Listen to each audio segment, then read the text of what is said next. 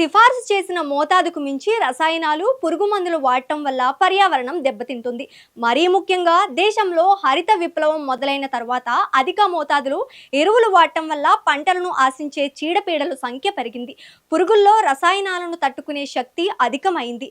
ఈ క్రమంలో అవగాహన లోపంతో చీడపురుగులను నియంత్రించేందుకు విచక్షణ రహితంగా పెస్టిసైడ్స్ ను వాడుతున్నారు రైతులు. దీని ప్రభావంతో రైతుకు సాగు ఖర్చులు తడిసి మోపుడవుతున్నాయి. ఈ నేపథ్యంలో చీడపీడల నివారణకు రసాయనాలు వాడకుండా రైతుకు అదనంగా ఆదాయాన్ని అందించే పద్ధతులు ప్రకృతిలోనే చాలా ఉన్నాయి. సమగ్ర సస్యరక్షణ భాగంలో ఎర్ర పంటలు, కంచె పంటలు పెంచడం ద్వారా పురుగు మందుల వలన కలిగే నష్టాన్ని తగ్గించుకోవచ్చు.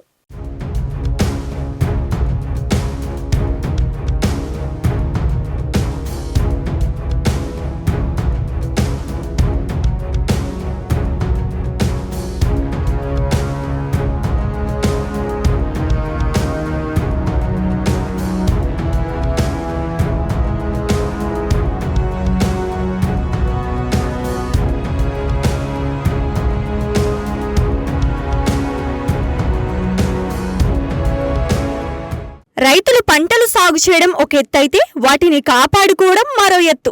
విత్తనం విత్తింది మొదలు కోత కోసే వరకు ఎదురయ్యే సవాళ్లను అధిగమిస్తూ ముందుకు సాగుతున్న కొన్ని సంవత్సరాలుగా రైతులను చీడపీడల సమస్యలు వెంటాడుతున్నాయి. వీటి కోసం మితిమీరిన రసాయనాలను వినియోగించకుండా ఎర్ర పంటలు, కంచె పంటలను పెంచడం ఎంతో శ్రేయస్కరం. ఇక కంచె పంటల్లో బంతి పూలది కీలక పాత్ర. ఇవి పొలానికి అందాన్ని అందించడమే కాదు, మరో కారణం కూడా ఉంది. వరి పైరు మీద పురుగులు ఆశించకుండా పురుగులన్నీ బంతి చెట్లను ఆకర్షిస్తాయి. తద్వారా వరి పైరు దెబ్బ తినకుండా పంట బాగా వస్తోంది. ఈ పద్ధతి ఈనాటిది కాదు, మన పూర్వీకుల నుంచి వస్తోంది.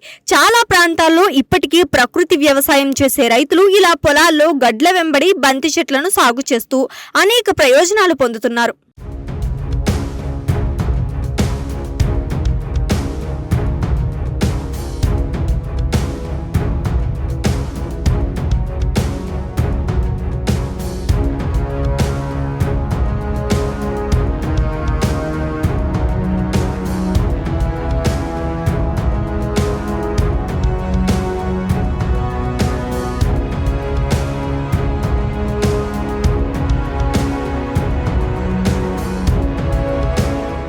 వరి పైరు గడ్ల మీద బంతి వేసుకోవడం వల్ల రెండు రకాల ప్రయోజనాలున్నాయి. శనగపచ్చ పురుగు, నులి పురుగు సమస్యను చాలా వరకు తగ్గించే అవకాశం ఉంటుంది. మిరపనే కాకుండా టమాటా, వంగా తోటల్లోనూ బంతి వేసుకోవచ్చు.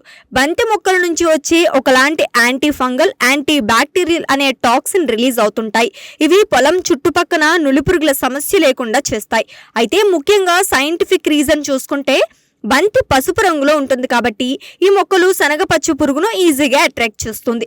ఎందుకంటే బంతి మొక్క వేవ్ లెంత్, పురుగుల వేవ్ లెంత్ ఒకే రకంగా ఉంటుంది కాబట్టి. ఇక వేరుశనగ పంటలో జొన్న, సజ్జ వంటి కంచె పంటలను వేయడం ద్వారా తామర పురుగుల ఉధృతిని తగ్గించవచ్చు.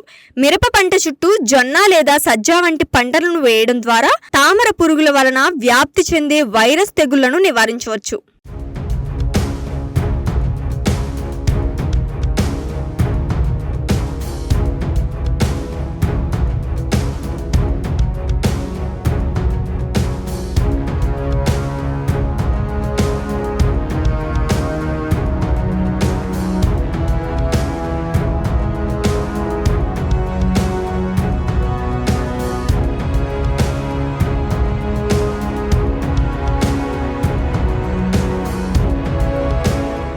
పంటల్లో పురుగులు, కీలక బెడదను తగ్గించేందుకు ఇతర మొక్కల గురించి చూసుకుంటే వరిలో బంతి మొక్కలు ఎర్ర పంటగా ఎలా ఉపయోగపడుతున్నాయో అలాగే కొన్ని పంటల్లో ఆముదం మొక్కలు కూడా ఎర్ర పంటలుగా ఉపయోగపడతాయి.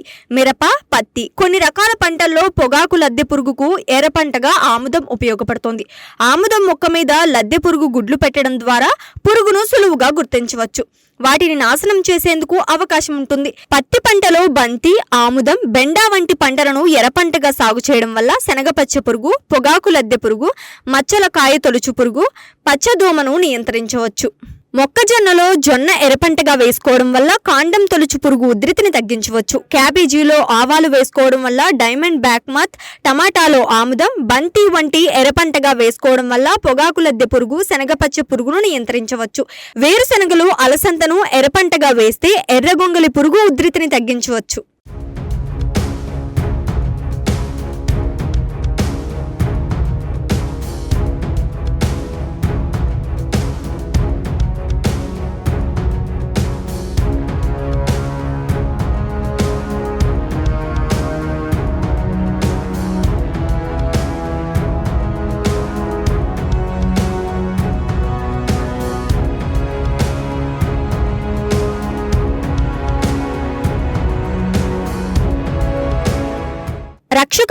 కానీ ఎర్ర పంటలు కానీ సాగు చేసినప్పుడు చుట్టూ ఉన్న రక్షక పంటలో మిత్ర పురుగులు ఉన్నప్పుడు ప్రధాన పంటలో ఉన్న శత్రు పురుగులు ఉధృతి ఆటోమేటిక్ గా తగ్గే అవకాశం ఉంది. ఎందుకంటే ఈ మిత్ర పురుగులన్నీ కూడా ప్రధాన పంటను ఆశించే శత్రు పురుగులను తిని చంపేస్తాయి. విచ్చలవిడిగా రసాయన మందుల గురించి ఆలోచించకుండా పెట్టుబడుల ఖర్చు కూడా పెరుగుతోంది. కాబట్టి ప్రకృతిలో లభించే ప్రత్యామ్నాయ పద్ధతులను అనుసరిస్తే వ్యవసాయంలో నాణ్యమైన దిగుబడులు సాధించుకుంటూ వాతావరణ కాలుష్యాన్ని తగ్గించుకోవచ్చు.